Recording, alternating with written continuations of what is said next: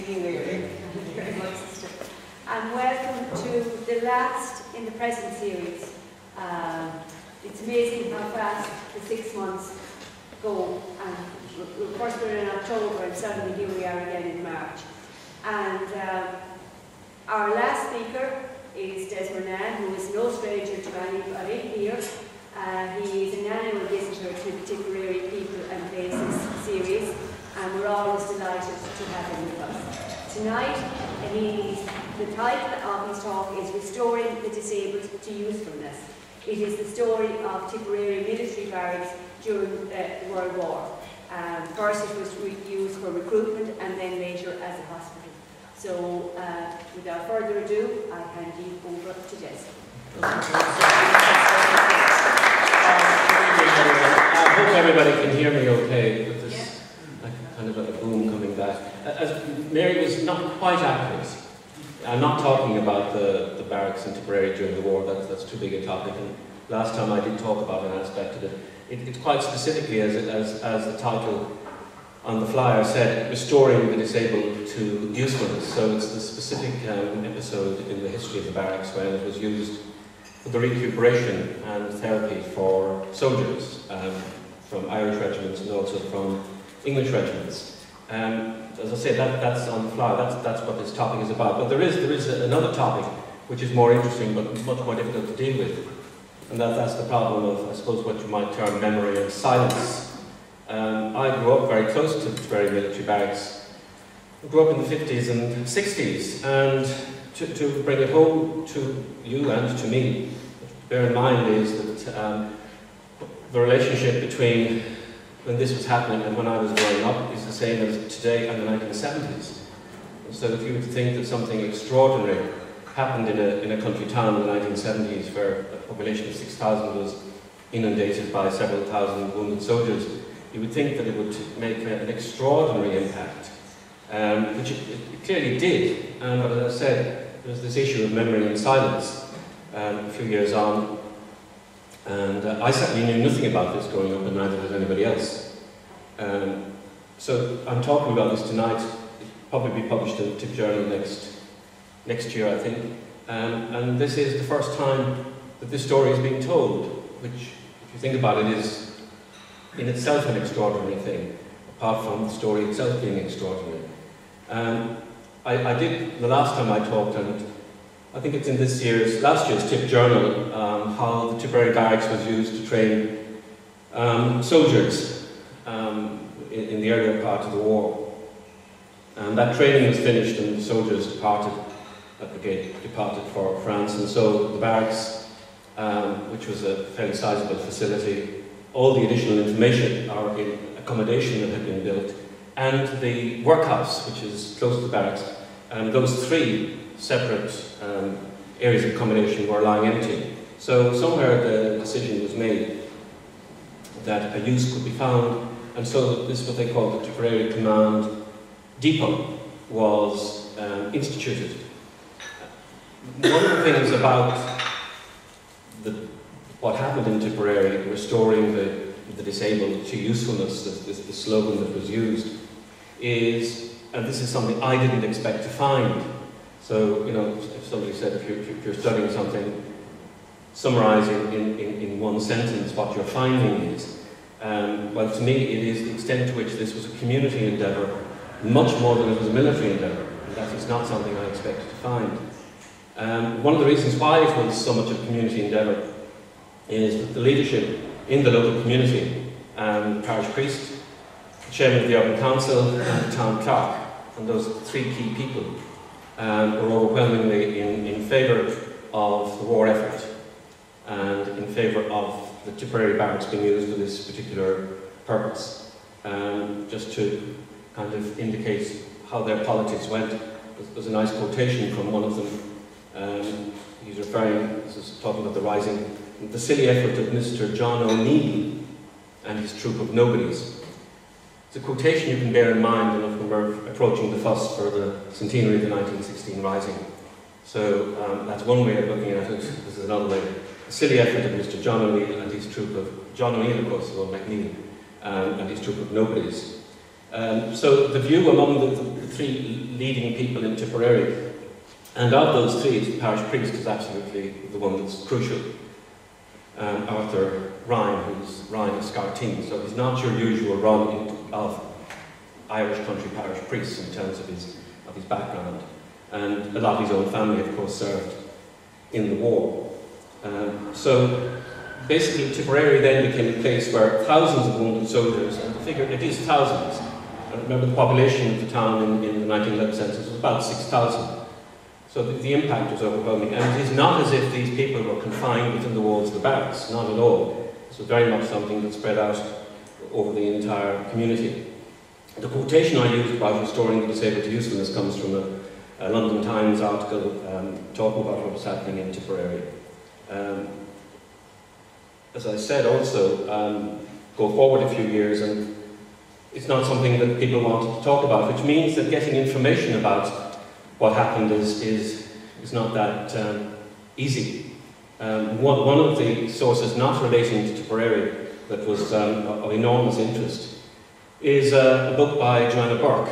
Now, I got John to check this for me. The person who wrote the Bridget Cleary book is Angela Burke, so it's not her. This is a different, an English historian. And she wrote an extraordinary book, and if you're really interested in the First World War, I would recommend you get hold of it. It's called Dismembering the Male, Men's Bodies, Britain and the Great War. And she's looking at the impact on British society of the sheer volume of people who were wounded and the limbs that were amputated and the attempts made to provide some kind of recuperation for these men. And the way civilian society did and did not cope with these people. And I'm using her as my source, and her statistics are extraordinary. Of those who served in the army, 31% were wounded, compared with 4% of those who served in the navy, which is, I suppose, easy enough to understand.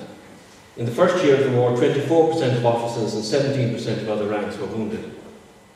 Over 41,000 men had their limbs amputated during the war, and another 272,000 had injuries to arms or legs that didn't require amputation, and some 60,500 men had serious head or eye injuries. And so, if you think about the impact on a local community of people coming back, not just with physical wounds, but with all kinds of psychological problems. And it's not as if this was in a large city or in a large town. I keep telling you, it's 6,000 people roughly is the community on which this is impacting. So in many cases, the soldiers who were sent to Tipperary, there is something telling in the word they were using. I mean, again, I don't know where it was coined, somebody came up with it, but a depot, which to me suggests something where you kind of park something that you don't want to deal with, which is the case with a lot of these wounded people. It isn't surprising, of course, that in Tipperary, more than any other community in the country, people could see the impact of war. And of course you can imagine the consequences of that for local recruitment. It was one thing, as happened elsewhere in the country, to have people making these rally around the flag speeches and bands playing and all this hoopla, but it's not likely that in Tipperary, seeing the consequences of this, that you would have fallen for it. The other thing, of course, in Tipperary, which brought the war very close to people, is that the town is very close to the crucial hub of Limerick Junction, which in terms of the transport of troops. You're probably familiar with John Dennehy's book, and there's a photograph on the front of that, his book on the First World War in Tipperary, where they set up a canteen to try and cope with the troop flow. So the point is that if you wanted to get away from the war, there was no worse place, if you like, than Tipperary. The only impact in terms of popular memory is that in 1993, somebody in Tipperary did write and publish a memoir of their own life. Somebody who was born in 1910. So I'm talking mainly about 1916, 17, so he would be in 6 and 7. And he did mention growing up and seeing these. And the only thing that, as a child, the only detail that stayed in his mind was that these people weren't dressed as soldiers as such, but a blue pyjama type of uniform with white collars and cuffs is how he describes it, and that's the one detail that kind of stayed in his mind. The best information we have about the thinking as to how this was going to operate in Tipperary comes from an article in a local newspaper that was not, I mean, it's unsigned, but clearly wasn't written by anybody in the newspaper. I'm absolutely certain it was written by Canon Ryan, the parish priest, who I said was the absolutely key figure pushing this. I just want to quote from some of this because it very much gives his thinking. And just before I quote, the key thing with Ryan, as a lot of the people who you might term Redmondites, and he was very, very friendly with Redmond and with the Redmond family, the key reason why he supported the war was this idea of nationalists and unionists fighting together and in some way bonding in the trenches, and then when the war was over, that would somehow politically make a difference. That was an absolutely crucial idea in terms of because it's a sensible question to ask. Why was somebody like Ryan so motivated in pushing this? And that's the key reason, I mean, apart from personal and family things. And we, looking back, may well think that he was incredibly naive, because the idea that unionists could be so easily persuaded. But that is the key point. I'm just going to quote from some of what he describes. Tipperary, whose name has been a trumpet call and an inspiration in the Great War, has recently brought home to it in a vivid and striking way some of the havoc to humanity that war inevitably brings. For it has been selected as the great depot in Ireland for our Irish wounded soldiers, and one needs but to see some of these maimed and broken men moving through the streets to comprehend in some measure the terrific experiences they have undergone. Especially is this the case on Sunday mornings, when the men are passing to and from the various churches. Not all of these men are maimed and broken. The great majority, indeed, are merely suffering from some slight disability to the hands or arms or feet, while quite a large number show no visible trace whatever of the conflict. Fine young men, most of them are, and typically Irish. Now, it was not the case that Tipperary was going to be some kind of Craig Lockhart, which was the place in England, if you're familiar with the novels of Pat Barker, where you had William Rivers trying to provide some kind of psychological service for shell shock and so on, which was very kind of, that's not the case. The emphasis in Tipperary was very much on physical, even though a lot of the men probably had psychological problems. So side by side, and this is the whole brotherhood thing that, as I said, that Ryan is very much emphasising. Side by side with the Munster Fusilier is the Enniskillen, both of them bearing scars of the terrible affair of Suvla Bay, which is the Gallipoli campaign. Marching along with them is a Connaught Ranger and a Leinsterman who fought in the bloody Battle of Ypres. From all the provinces, from all the counties of Ireland, they are the men that have come back, and many of them, when their wounds are healed and their strength built up anew, will return to the fray. Surely Ireland owes it to these men to see that their sacrifice shall not be in vain. Now that's what she's mentioning about getting them recovered enough to go back to the war. As the experiment, which is what it was in Tipperary, progressed, a very great difference of opinion emerged between the local community and the local committee and the War Office as to what the purpose of the exercise was. And the War Office simply wanted men fit enough to go back and fight, whereas the local community and Ryan and others were looking to when the war was over and what facilities would be provided for these men. And then he gives some figures. Already some 1,500 Irish wounded soldiers have arrived in Tipperary, and it is expected that within a few weeks 2,000 more will be sent here. These men are not the ordinary hospital patients. They are men who have been discharged from hospital and are sent to Tipperary for post-hospital treatment under a very skillful staff of surgeons and nurses. For a time, many of these men will be unable to take part in the usual outdoor recreation and games, and a proportion of the cases will certainly be unable to return to their former occupations.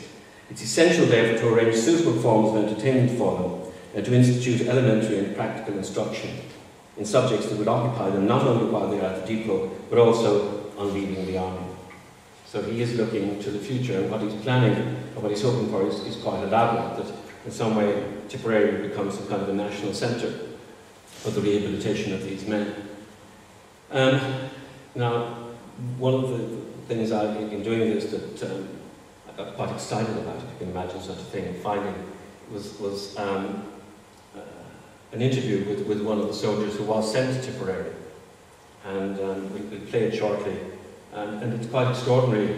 I mean, it's one thing to listen to me kind of give a version of what I was able to find out about this, it's an entirely different kind of experience to be able to hear from somebody who, nothing to do with Ireland, was a Londoner in an English regiment and was sent over to exactly what Ryan was talking about here, for several months to recuperate in Tipperary, and just how he found it. It was quite an experience for him. So we'll just come on to that. It is quite extraordinary. The local committee, the kind of people that were in it, apart from Ryan's leadership, he was the president of the local committee. No surprise, you also had the local rector, who is an interesting, well, his wife is more interesting than he is. He wasn't in Tipperary that long. His wife was a novelist, and she wrote various novels, but she also wrote a wonderful novel called O'Reilly of the Glen in this case being the Glen of Ahallow, and it's a very anti-Sinn Féin version, but it's a very interesting take on what was going on at the time from the perspective of a rector's wife. But anyway, he was there. As I said, the chairman of the Urban Council, who was an important name, if you know your Tipperary history or are interested. There's a book called The Book of the Galties and the Golden Vein, which is a kind of a collector's item published probably in the 1920s. The author of that, Paul Flynn, was a key person in Tipperary town at this time. He was a solicitor's clerk. But any time, you know the kind of person I'm talking about, there wasn't a committee that he wasn't the secretary of. And he was in everything, so he was the kind of the key person who pushed this forward on a day-to-day basis. You had people from banks, the bank managers were involved in this, and then you had from the surrounding countryside some of the local landowners, Bagwell Purify and so on. And you also had the medical officer who was sent over to take charge of what was happening in Tipperary from a medical point of view, and I'll come to him in a moment. Very important in providing the recuperative facilities, if you like, was the equivalent then of the EEC. It was the equivalent, but it wasn't called that. And they would provide classes in boot repairing, French polishing, motor driving, engineering, shorthand and typewriting. And it also contemplated adding classes for instruction in the management of fixing telephones, painting, ironwork, smith work. And then they were going to have concerts for the men and sports and so on. So the equivalent of the BEC was the very technical instruction committee, and they were very much behind this, providing the classes and the instructors. The money to pay for it would have to be raised by public subscription. The War Office wasn't. The War Office wasn't paying for it. Boot repair class was the one that lasted, because that lasted in Tipperary, having arisen in these circumstances beyond the actual war. It was still there in the early 1920s. It made practical sense, obviously, something that people would be called for. And then coming to the end of this long article, as I say, by Canon Ryan, describing what was going on in Tipperary and their hopes, he kind of spoils the seriousness, because up to this point he is being very serious. And then he says, a remarkable instance of how a soldier suddenly recovered the use of his speech has just occurred at the Tipperary depot. Wounded in the heel by a bullet at the Dardanelles, Lance Corporal Crossett, a native of Cookstown, County Tyrone, was sent back to a hospital near Southampton. Very shortly after arriving there, from Tipperary, he completely lost his speech. And after several months, he was sent back to Tipperary, still dumb. And here one of the masseuses put him through a course of lip reading. And one morning, on getting out of bed, Crossett, to his unbounded joy and amazement, I remember he'd been months dumb, so to his unbounded joy and amazement, found that his speech had returned. So what do you think his first words were? He started singing "It's a Long Way to Tipperary." So all of this, and it was very elaborate and very expensive, was done by the local community. And they had to put an extraordinary effort into it. Now I mentioned there was a medical director, and he's a very interesting character with an extraordinary name. I mean, his name was German, seriously, German, Sims Woodhead. And I knew nothing about him, but if you Google him, there's plenty of information. He's quite a significant figure. And he was here from October 1915 for 2 years, and he was the medical officer in charge. He was born in 1855, his father a newspaper owner and MP, so a very establishment. got his medical education at Edinburgh and abroad, became an MD, gold medal winner and authority on pathology, which was his field, nothing to do with the mind, so it was very physical. And he wrote the standard textbook on pathology, so very much kind of very quickly climbed the professional ladder, went from Edinburgh to London to Cambridge. He founded the Journal of Pathology in 1893. In 1901 he was appointed to the Royal Commission on TB. So the point about all this is that he clearly is, he's not a kind of second-tier person or a third-tier person they're sending to Tipperary. He's absolutely the first tier. At the outbreak of hostilities in 1914, he threw himself into war work. One of his scientific contributions was the purification of water by chlorination. And he was, in 1919, he got a knighthood, the usual thing, and he died in 1921. So he was the medical figure that was here from the military point of view. One curious thing about him, which I find amusing, is that in his personal life, apart from all these wonderful, he was also, imagine how well this went down in Tipperary, he was president of the British Temperance League. And of course that had an impact in terms of the restrictions he was trying to impose on the soldiers in Tipperary getting access to alcohol.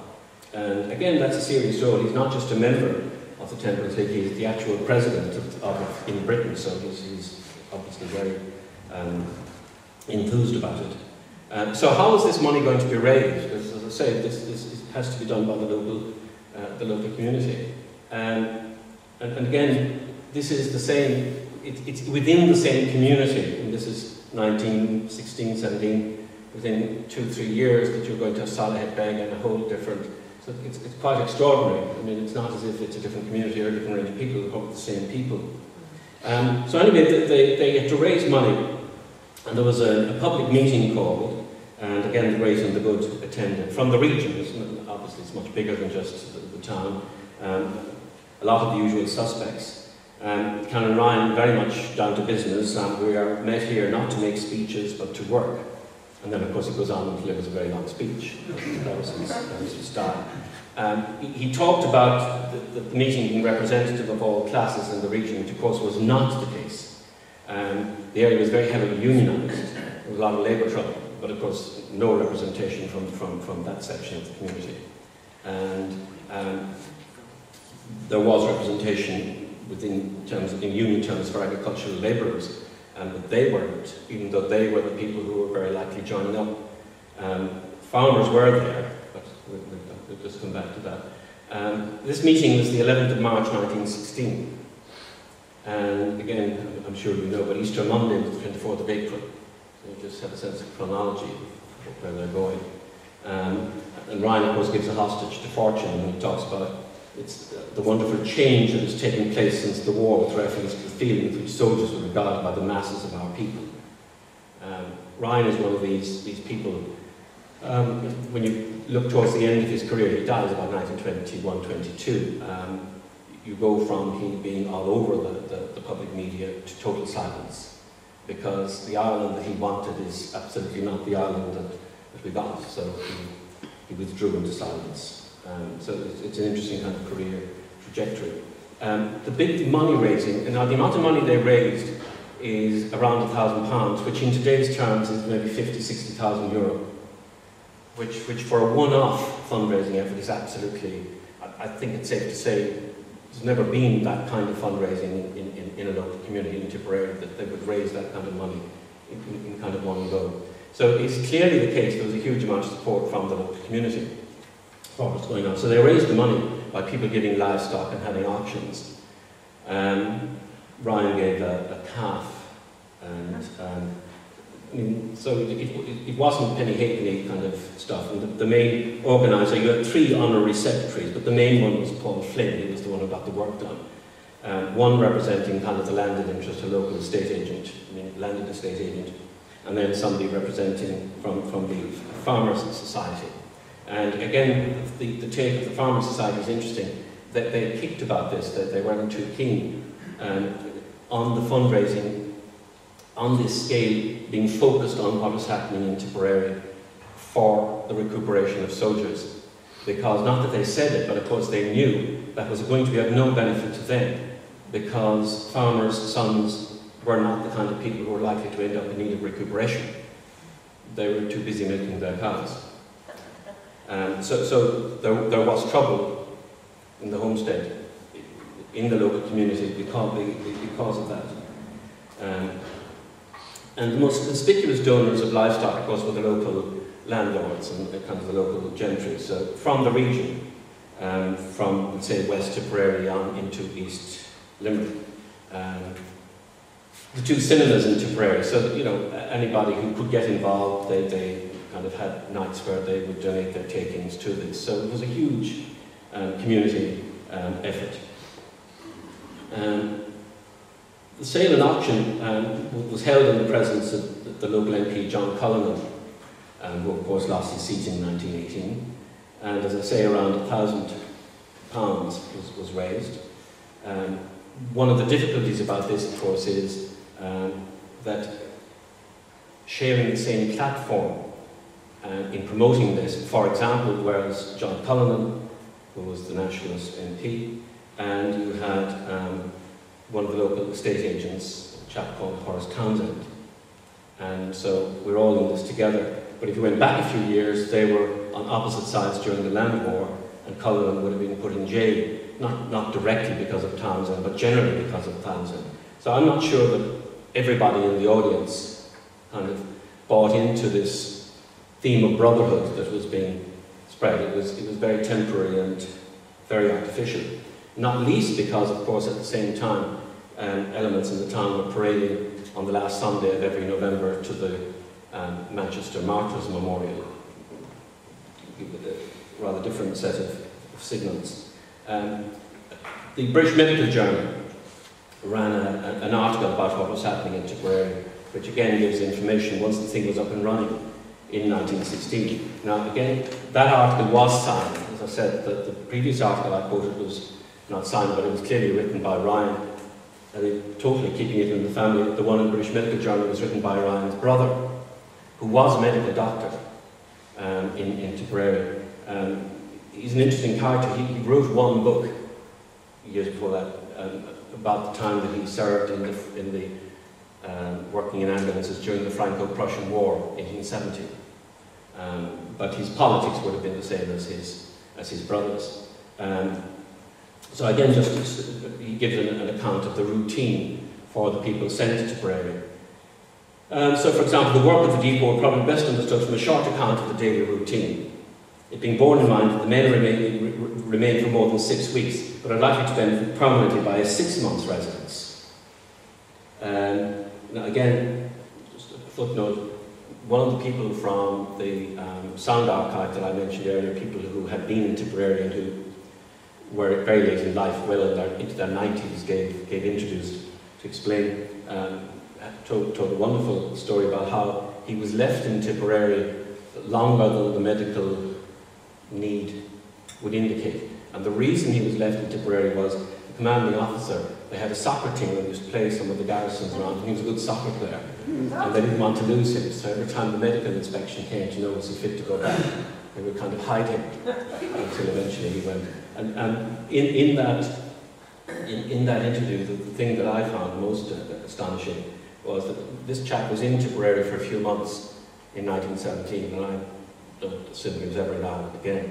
And the interview was in 1991, when he was well into his 90s.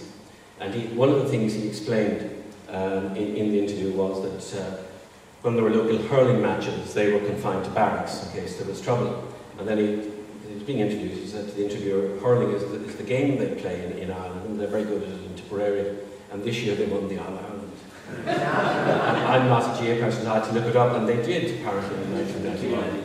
It was just, I found it extraordinary that he still had an interest or whatever, or he knew. It's not that interview we'll hear in a moment, it's a different one. That one I didn't use because he has quite a marked regional accent, and it doesn't play very well on the loudspeaker, but the other one, hopefully you will hear it. Anyway, the daily routine. Arriving at the depot, all regimental details are collected and recorded by a company sergeant major. The men are allowed to settle down and become accustomed to their surroundings. Within 48 hours, they're examined first by the medical officer of the company to which they're assigned, and then by the medical officer in charge, who makes notes, decides treatments, and classifies them according to the nature of the duty and so on, how they are. And then he explains the kind of classification system they have, depending on what the men's needs are, and the kind of therapies that they would need. And again, I'm not going to go into that. Onto the commandant, the military training of the men, because they're still soldiers, even though there was a tension about that, to what extent were these men still soldiers, or to what extent were they patients? And there was never an easy reconciliation of that. And so they had gymnastic instructors from Aldershot, and they had various people to give massages, and a whole kind of plethora, as well as the local technical committee providing all kinds of classes. So the special treatments given in the depot may be summed up under the headings massage, electrical treatment, galvanized I suppose, faradic, I don't know what these means, sinusoidal, something to do with, I don't know what, stick something up your nose, ionization, it's a whole range of, some of these sounded very quackish, but maybe they were of their day. And a lot of massage, kind of using these rowing machines, foot pulley exercises, wrist machines, wall bars, and the whole came in very obvious. No swimming pool, which would have been good, but obviously they couldn't quite manage that. They did have various kinds of baths for men, using hot temperatures and ones with very cold temperatures for all kinds of different. So it was very elaborate what was being offered for these very large number of men. Many of the men suffered from general debility, results of malnutrition or impaired digestion from gassing. And for these there's a special diet room. One of the men transferred from his regular mess to this diet room put on 11 pounds in 10 days. Some of the men suffered from stiff joints, useless fingers, tender scars, wounds, breaking out again, and the like. Such lesions can only be treated by means of small surgical operations, usually done under a local anaesthetic. A dental surgeon with an extremely well-equipped surgery completes the personnel of the depot, and so on. So it makes you shudder when you think of the dental treatment. It was the policy to keep the men occupied, and of course the men's notion of what they wanted to do, because in some cases these men weren't necessarily sick, and, you know, they were well able to move about town and to look for their own recreation, so there was a bit of tension there, and I'll come to that. So essentially the depot sought to do two related things for wounded soldiers: to provide therapies to help with rehabilitation, and then longer term teach basic skills that might provide a supplemental income if they were so wounded. So there was and as time went on, the local committee becomes more ambitious, because clearly the more exposed to this they are, the more they see its need, and the more they come to believe in what they're doing, and they say that this is something that needs official backing. And of course at that stage they're run into the agenda that the War Office has. Several months into all this work, they were, even at this stage, the local committee was talking about setting up an institute. I mean, they're becoming really ambitious. And it's not as if it wasn't needed, in terms of what they could see around them, people in Tipperary could see on the streets. Looking back over several months of work, it was admitted that in the beginning many of the patients referred to the Tipperary depot were beyond treatment. I mean, so the whole kind of range. Nevertheless, nearly 10% of patients have been returned to their units fit for general service. Another 20% fit for garrison duty at home, and in time perhaps some of these will be fit for general service. Around 1% have been sent home, capable of being employed maybe in munitions work or whatever, and just over 12% of the men have been invalided out of the service entirely, so it's a whole range. Now, the local press did publish on a particular day an article, and there are photographs. If you're interested, you can kind of look it up. And you get from that, the only such photographs I'm aware of the facilities. That's not very good. I mean, photographic reproduction in newspapers at the time wasn't great, but you do get a sense of how elaborate a lot of this was. Because you are talking about treatment for thousands of soldiers. And it's not just Irish regiments, because the sound archive I'm talking about deal with men from English regiments. The War Office, I'm being a little I'm cynical, but I'm very minded of, as we're in Tipperary, the Kickham poem about Patrick Sheehan. And as you know, that's founded on the story of this chapel, it is best for king and country, well, queen and country, in the Crimean War, and then was found in the streets of Dublin begging, and was brought up for begging and duly imprisoned. So that was his reward, even though he'd been blinded in the service of the Queen. So that's what I'm saying is kind of Sheehan view of the thing. So there was the issue from the War Office that if the men were not, in a sense, reusable, they weren't interested, and they certainly weren't intent on spending money. And then, as we'll see, the pensions department in British government becomes involved, and the cost is something that they're getting worried about. The whole issue with this happening in Tipperary Barracks is to what extent is this a military barracks and to what extent is it a medical facility? And as I said, the tension between those two was never really sorted out. And while there was this very important local committee and a very big kind of local input, increasingly they weren't able to bear the cost of what was needed, and they became increasingly disillusioned with the lack of support from the government and from various government departments. By the summer of 1917, it was clear that the Tipperary Command Depot was losing the support of the War Office, even though the medical director, the guy I mentioned, was still here. Money was still being raised, even being raised in Britain. For example, in June 1918, and this was the fourth such fete, was opened in London by Queen Victoria as one of her daughters. So, you know, they had that kind of royal patronage. Now, the practical side of what's happening, of course, very much depended on the input of the voluntary committee, and then the help of the teaching staff, the BBC as was, and the backing of the military. And so you kind of, these three elements. There's a meeting in December 1917, and this now is regional. They're trying to cover the whole of Munster.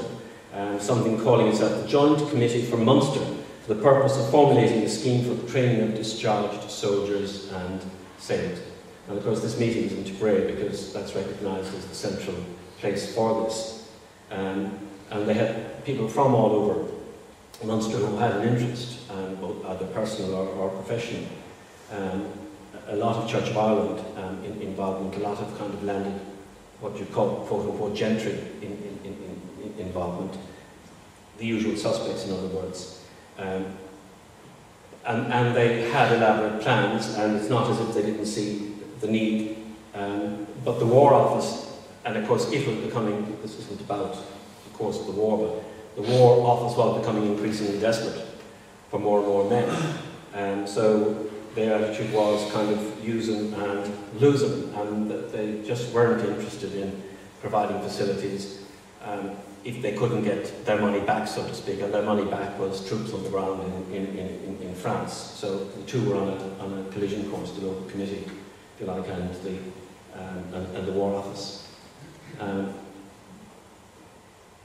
1918, around 600 wounded soldiers who'd gone through these classes and various things that had a kind of a ceremony, kind of graduation ceremony, where they gave them certificates that got proficiencies in various things. And at that stage, the pensions minister, a guy called George Barnes, was in Ireland. I mean, this is Ireland, Britain, all the one, so he would have responsibility. And they were in touch with him. And of course, the usual, he's reacting to this as a politician, and he could come and talk to them, but of course he has other engagements, and he doesn't want to know. Because he's going to be led by the War Office.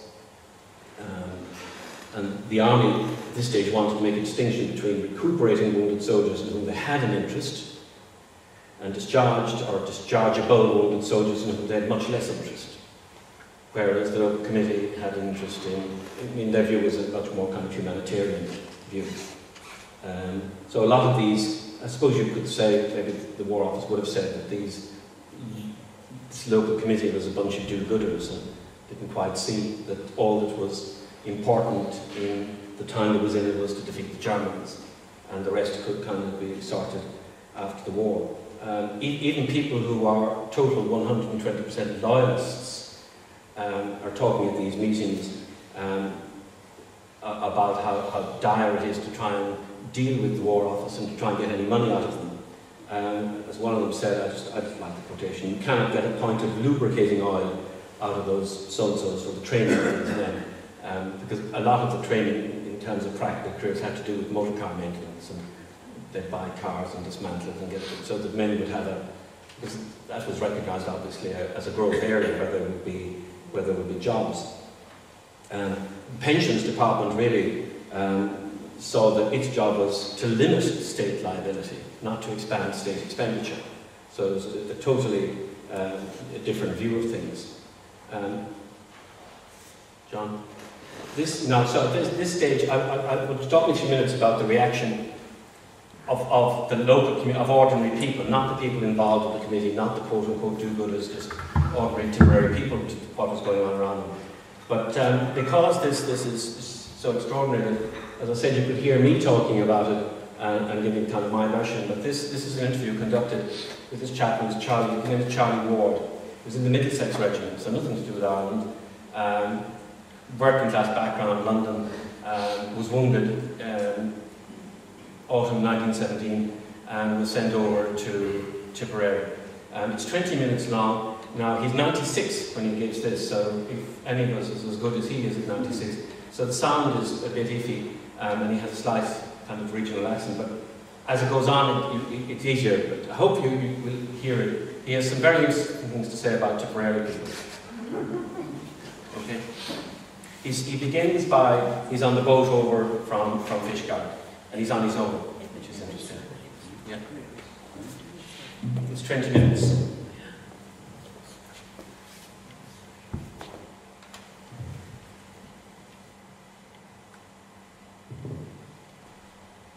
This is the Imperial War Museum archive, sound archive.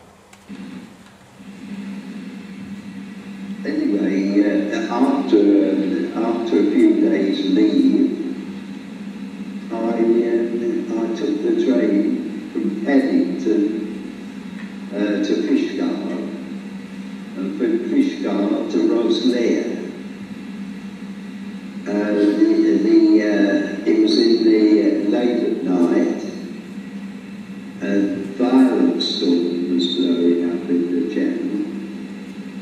And we were all put down in the hold where the cattle usually goes. And round the side of the ship was pawns. And as the ship rolled on one occasion, my hand got caught behind it, and the seat, my hand was caught between the back of the seat and the side of the ship, and I had to wait until it rolled back again. I was in pain for about a week after that. When we arrived at Rosslare, the ship which came into port before ours had been machine gunned from the hill above. Yes.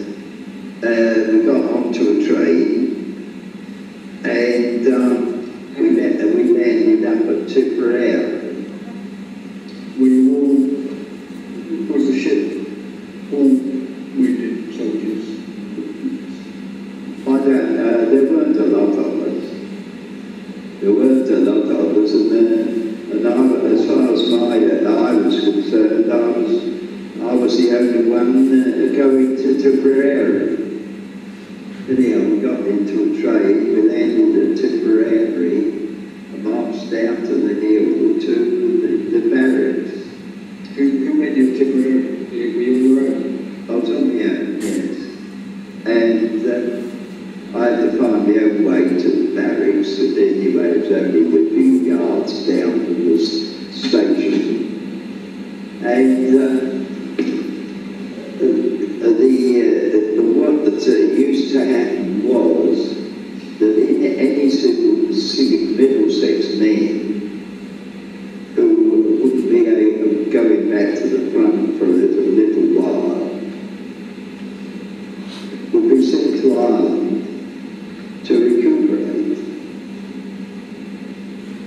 And the barracks was quite a big place. I should think it would probably hold a couple of thousand men at a push, I should think. Anyhow, there were three blocks, two-story, another block, slightly different shades. Then beyond them, there was officers' quarters, the commander and officers' quarters, and all the rest of it. It was a huge place. And of course there were the mess rooms. And it was, we were all free and easy. We didn't act as if we were soldiers anyway. What did you have to do? All sorts of things. Sentry duty, the mess duty,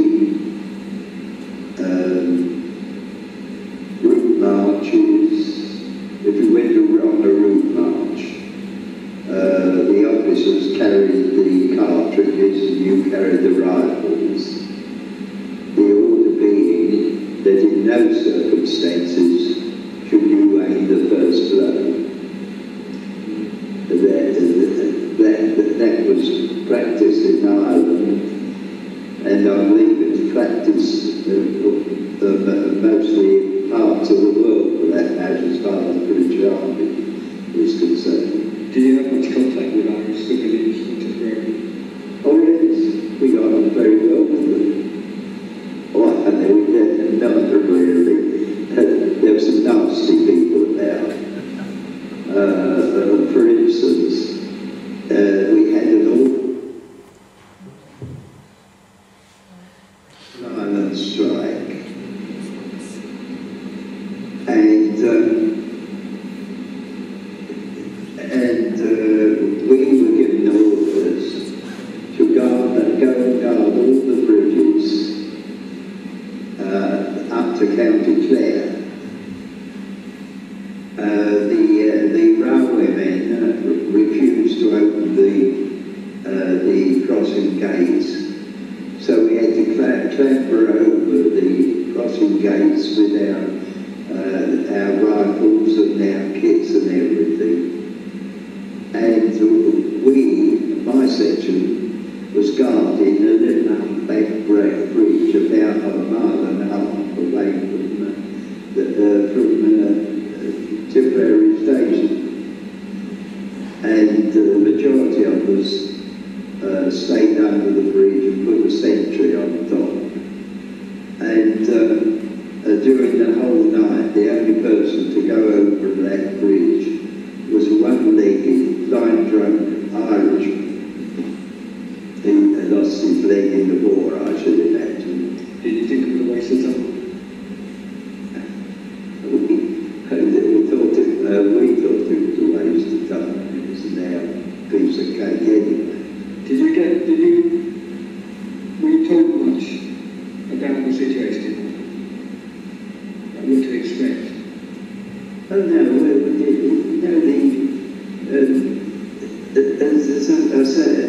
say the Irish could be very nasty. For instance,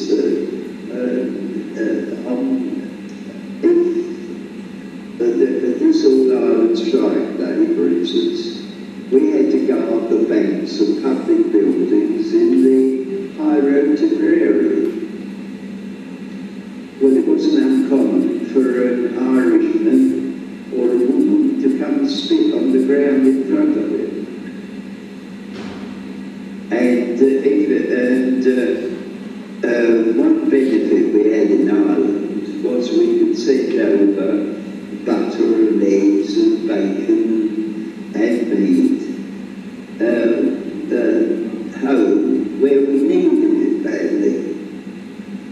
The only thing was that the Irish shopkeeper wouldn't let you go into his shop. You had to tell him what you wanted, and he'd come and bring it to you at the door. That happened to you? Yes, happened to me, yes. And another place, there was a little tiny shop window. Actually, it was only a window to a room of a cottage. And they had, the window was filled with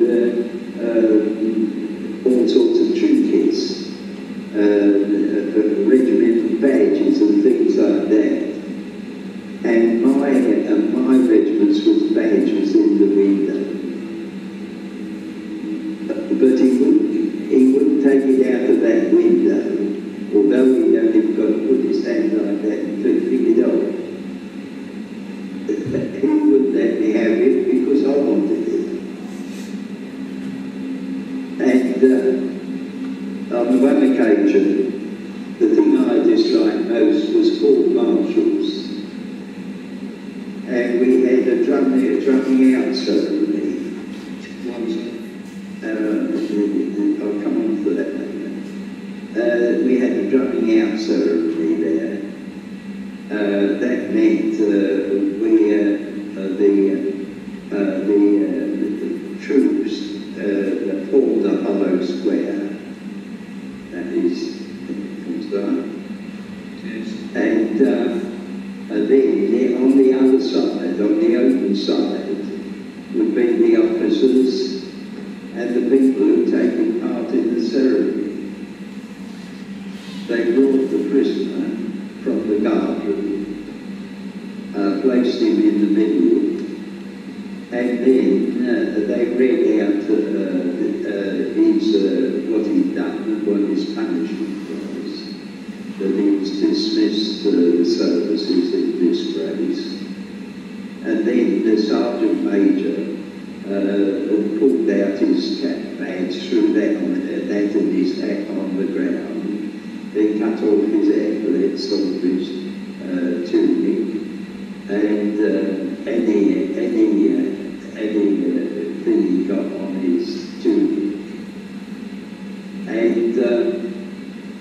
And then they just marched him off the parade and put him in his civilian suit and kicked him out of the barracks.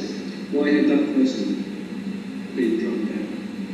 The chances are that he was a good soldier and he'd come home on leave with his kit. He had to bring his kit and his rifle with him. And chances are that the enemy, they took away his rifle and pack, and he was arrested as a deserter. He was probably quite a good chap. That was that person? Yeah. On another occasion, the artillery regiment about 2 miles away mutinied, and we got orders to go to our rifle stores. Our rifles were fastened up just as they would be in India.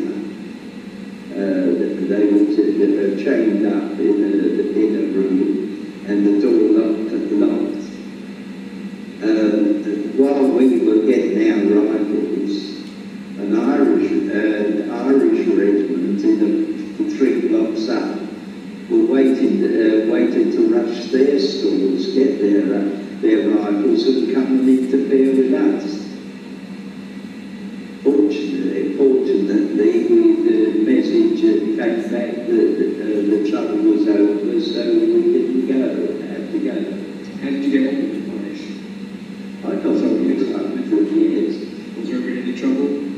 No, as I say, they had nasty little tricks. On one Sunday morning, for instance, I went out along the high road, and there was only a few shops, and there were little cottages with double doors. And I just going past the end cottage when the woman in the house drove a donkey out of Barber. And on another Sunday morning, I did what I shouldn't have done. I went on my own for an old walk, and just past the end of the town, the road leading down into the country, lined with trees on both sides. As I went along, I kept hearing a beep, beep, and I thought to myself, I wonder if they have horseshoes around here. And after a while, I began to get a little fidgety about it. So as I got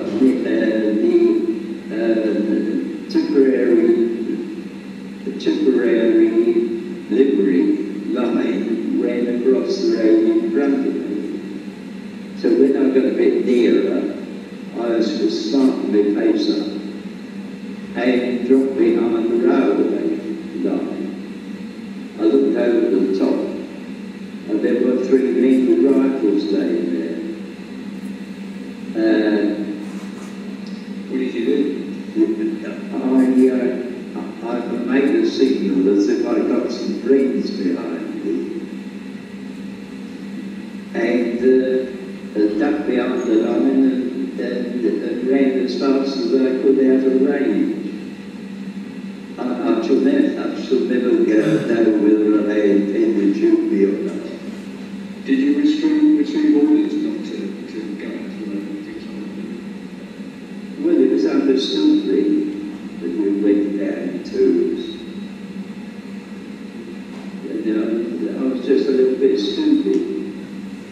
I remember another occasion I was on my own, and I got on a high piece of farm there, and there was another boy standing there, and so I got talking to him, and I said, "What's all the trouble about, Paddy?" He went all along about the Robert Peel and right down history, and then he straightened his back and he said, "Why don't you go home and let us fight peacefully?" What did you think of that? I thought he got a right idea. And while I was there, I also saw a most marvellous heron. How long did you spend in Ireland? Let me see. About 3 months, I think. Okay, 3 John. months. Yeah. Because I'm finally That's just about the end of it. As I say, for somebody who's 96, 95, 96, it's an extraordinary record. You can access it yourself online if you go into the Imperial War Museum site and they have a huge, sizable sound archive. You'll have to do a bit of routing, but you will find it, and obviously the sound quality will be better than what we managed here. But I find it extraordinary that you can actually hear from somebody who was, and his experience was rather different from what I've been outlining. But then the nature of memory is, after all those decades, it's extraordinary. I mean, he mentioned seeing a heron, and a little later he talks about going to a particular place in the area where there was a hollow. He was talking about Tipperary Hills, and just the depth of the grass stayed with him all those decades. So that's how memory works, because of course there is a difference between remembering the past, which is something fairly natural, and the remembering past, which is a kind of a construct, which is why using sources like that, while they're terribly interesting, and the same applies to the Bureau of Military History materials, and it all has to be used quite carefully. So as I say, you can, if you root around on that site, you will find it. There are at least 2 relating to Tipperary. He's Charlie Ward, and the other chap, if you remember the names, you're going to do the routing, a wonderfully memorable name, Horace Ham. And you couldn't make this up, his family were in the catering trade. Very Dickensian. I didn't play it. The Ham was interesting, but he has a more marked regional accent, so, but you know it is worth. I just want to finish by just looking at, while this was happening in Tipperary and all these soldiers were coming in, and there was this extraordinary community effort, kind of, you know, how was the ordinary community, as distinct from the official community, responding? There's the crucial point here, of course, with this as with everything else, is the rising. And one way of putting that, well, the way I would want to put it, is that thousands dead in France were no match for 15 executed in Dublin and 1 in London. And that's basically the equation. And of course for Canon Ryan, who had his eggs in a very different basket, I mean the whole thing was totally was a nightmare. Nothing went the way he wanted it to go. The Rising is at the end of April 1916, and so just at the time of the Rising, again this is of itself unimportant, but it's just an illustration of attitudes, and it comes out of a court case. This is a Saturday evening in Tipperary. Lance Corporal Donnelly and Lance Corporal Hurley, so obviously logically they're in Irish regiments. We're standing in a corner of Main Street listening to somebody playing bagpipes. Why somebody would be playing, maybe from a military band or something, I don't know. When a middle-aged, respectable farmer, a widower, and he was so respectable he was actually had an elected position in local government, so this isn't some thug, you know. Incidentally, this farmer, whose name I'm not going to mention, his descendant is still involved in local politics. Anyway, he approached the two soldiers and allegedly struck one of them, saying, it's a wonderful quotation, "You bloody bastards, who are you fighting for? Why don't you go fight for Ireland instead of fighting the Germans?" So kind of summed up there. Both men, recuperating from wounds, two soldiers, said, this was their version, they moved away, not wanting to fight, but the accused followed and struck one of them a second time. And at that stage the police got involved, and the military police got involved, and the man was arrested under the Defence of the Realm legislation which operated at the time. Eventually it came to court. The man, and again I'm emphasising that, you know, his respectability, so the fact that he was reacting like this. He pleaded guilty, and his solicitor explained that his client had been in town all day and had a deal of drink taken. There's a novel defence. After his arrest, because the military under the Defence of the Realm got hold of him, so stop being a police matter, and they locked him up to teach him a lesson for 48 hours, which they could do under that legislation, before they handed him over to the police, so I would imagine he sobered up pretty quickly.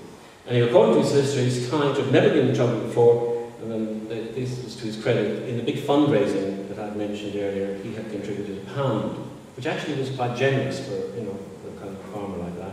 Magistrates were very unamused, and obviously they were horrified, mainly by the respectability of this guy, that he would do something like this. And he was fined, they didn't put him in jail, but they fined him £3, which is, you know, substantial enough to try and teach him a lesson. Now again, of itself, it's just a kind of an incident about nothing, but it's indicative of a certain body of opinion, and of course, the zeitgeist, or whatever you want to call it, is with that body of opinion. It's not with poor old Canon Ryan. Another episode that was rather fractious is once conscription was introduced in England, Irish people who had gone over there to work didn't want to be picked up, and so they came back home. But police then thought that, well, he'd been in England and he's, you know, he's qualified for recruitment, so we'll arrest him for escaping. And so there was an issue with regard to that, and again there was a court case involving, you couldn't have I mean, your Tipperary everyman is somebody who's going to be called Tom Ryan. So this is very much a Tipperary everyman. And he had come home simply to escape being dragged into the British Army once recruitment came there. And so that became an issue. It meant that you had more of these potentially troublesome young men back home, whereas otherwise they would have been in England. An issue arose in 1917, a popular English newspaper, of course the Mail, what else could it be? I'm always astonished that people actually still buy the Mail in this country. They must know nothing about its history as a newspaper and its attitude to Ireland, but anyway, that's just an aside. But the Mail reported that a wounded British Tommy, not sure where they got that information, maybe they were bugging phones at the time, a wounded British Tommy on crutches, note all the accumulation of important detail, was hooted and bespattered with all kinds of filth in Tipperary town. And the paper concluded, what a crew to give self-government to. And so this set alarm bells ringing, and so Canon Ryan was horrified, and so we had to embark on damage limitation, because this got a certain amount of traction in the British press. So he met the OC locally, who inquired into the matter and found nothing. So, you know, the usual kind of tabloid stuff. And with the OC's cooperation, Canon Ryan wrote to the newspaper outlining the extent of the local input to the rehabilitation and how wonderful Tipperary had been, which it had been, and the amount of money that the local community, and I mean, this was dreadfully unfair, but, you know, I mean, it was the mail. The paper did apologise, saying they had acted in good faith, that their information had come from a person holding an important official position, whatever that means. So no, it's not our fault, we just went on the information, but they didn't verify it. I have talked previously in looking at the wider history of the barracks. Obviously the interactions between soldiers and townspeople was mainly through alcohol and sex, and in that order. And that didn't stop during this period, because a lot of these soldiers who'd been sent, now our witness there, Charlie Ward, I mean, he wasn't going to talk about that in this kind of interview. You know, it may have been the part of Tipperary that he remembered most, but he wasn't going to talk about it. But there were issues, particularly with regard to access to alcohol, because a lot of these men, you know, I mean, they wanted their drink, and they were well enough to be able to enjoy them. Remember I had mentioned that the medical officer had a particular issue with drink. Under the Defence of the Realm Act, the kind of restrictions put on the opening hours of pubs. And when the 49th Brigade that had been trained in Tipperary left and the barracks was empty, the local publicans assumed that those restrictions would be lifted and that everything would be fine and kind of normal service, so to speak, would be resumed, but it wasn't. And in fact, a year or so after that, matters got worse for publicans. An order came down from on high that soldiers, not officers of course, soldiers were to have no access whatever to public houses and to make do with whatever canteens, you know, facilities in the barracks. And sometime after that, there was such a kind of a negative reaction, there was a certain modification of that. Soldiers then were allowed to visit pubs so long as they weren't undergoing hospital treatment. Now, I'm not sure how that could have been enforced.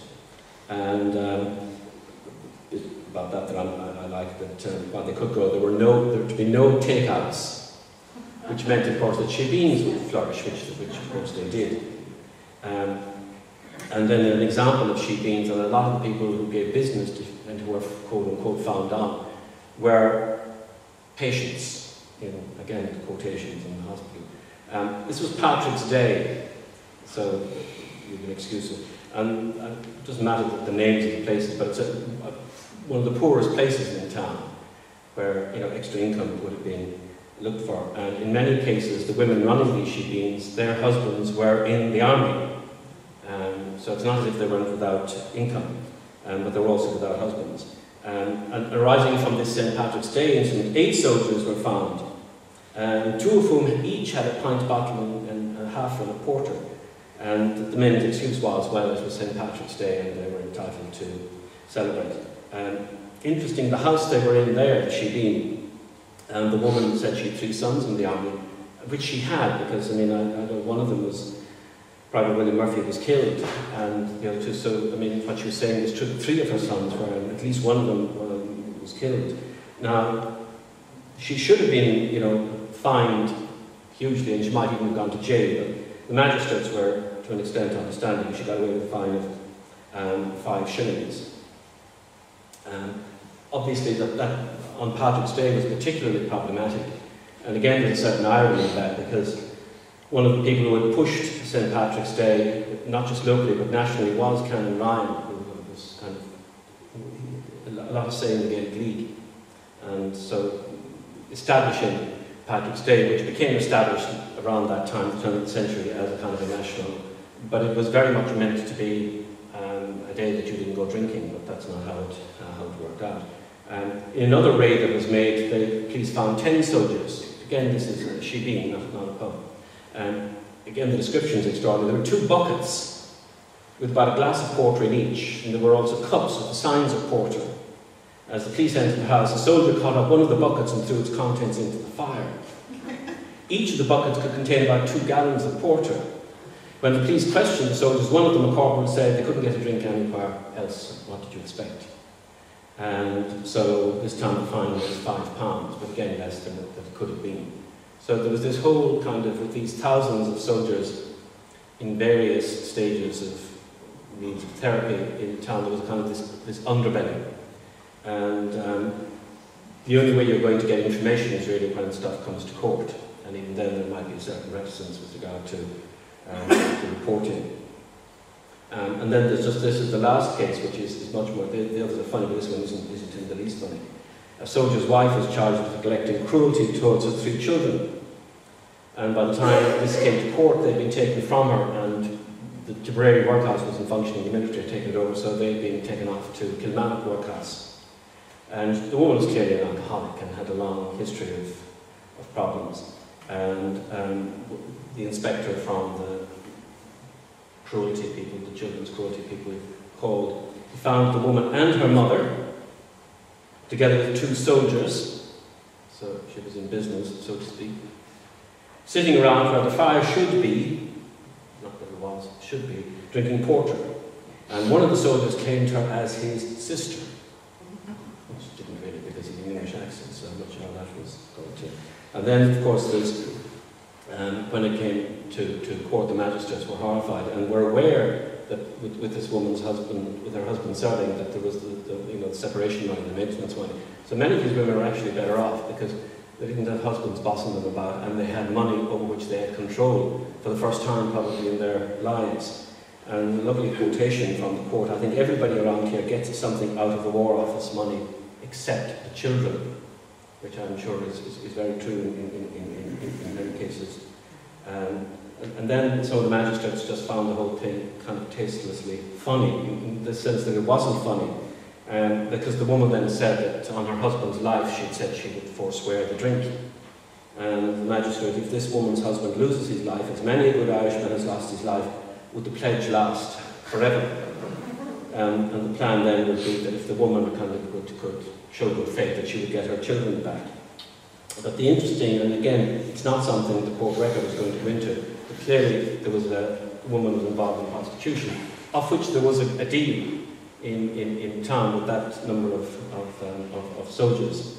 And I just wanted to finish because what was set up in Tipperary did have a life after the war at a kind of a local level, and that the local kind of community spirit continued into the early 20s, when then of course the climate was changing. And irony is a wonderful thing, and this is something that happened on a December day in 1920. We've now moved on, and it's the War of Independence. A military pensioner attached to the local training centre for disabled soldiers. So this was still in Tipperary, continuing from that. He was assaulted by black and tans while going about his business. Telling his attackers of his military record and producing documentation to prove it made no difference. And again, a quotation from one of the tans. Ex-soldiers could shoot police as easily as anyone else. So the tan wasn't impressed. And then another ex-soldier, a sergeant of the Connaught Rangers, and he worked in the Ministry of Labour's Disabled Soldiers Boot Shop. So again, that was still there. There's very little record that you can get, but from these glimpses you know that there was this legacy. But anyway, he was in this boot shop on Main Street, and he was also assaulted, as were some other soldiers who were still in the area, some of whom in the area probably married local girls, which is one of the things that kept them in the area. And so the irony of that is, given the record of these soldiers during the First World War, one again thinks of Patrick Sheehan, and it's another example of thanks from a grateful nation. Thank you very much.